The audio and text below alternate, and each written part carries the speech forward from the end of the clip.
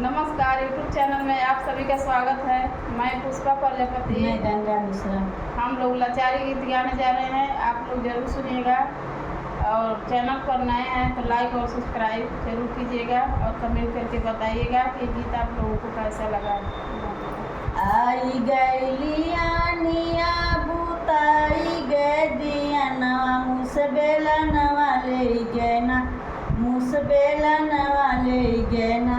हमारी धानिया है रैली मुसबेला नवा ले गेना, हमारी धानिया है रैली मुसबेला नवा ले गेना, हमारी धानिया है रैली मुसबेला नवा ले गेना, हमारी धानिया है रैली मुसबेला नवा ले गेना। सासु खोजलिया नदी खोजगलिया मोर बलमुआ खोजना, मोर बलमुआ खोजना।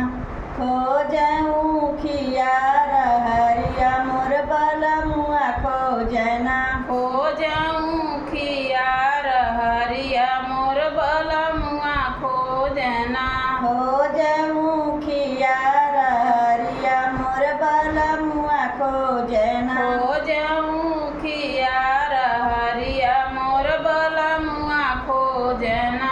आई गैलिया निया बुताई गे दिया नवा मुसबेला नवा ले गेना, मुसबेला नवा ले गेना। हमारी धानिया है रैली मुसबेला नवा ले गेना, हमारी धानिया है रैली मुसबेला नवा ले गेना, हमारी धानिया है रैली मुसबेला नवा ले गेना। हमारी धानिया है रैली मुसबेला नवा ले गेना। सासुरों उसकी ननदिरों सुसकी मोर बलमुआ रोवेना, मोर बलमुआ रोवेना।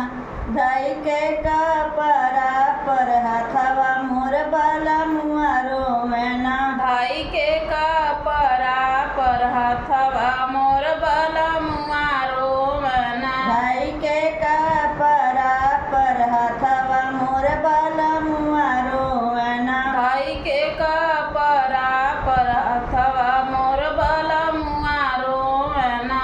मुसबेला नवा ले गेना, मुसबेला नवा ले गेना। हमारी धानिया है रैली मुसबेला नवा ले गेना, हमारी धानिया है रैली मुसबेला नवा ले गेना। आई गैलिया निया बुताई गे दिया नवा मुसबेला नवा ले गेना, मुसबेला नवा ले गेना। हमारी धानिया है रैली मुसबेला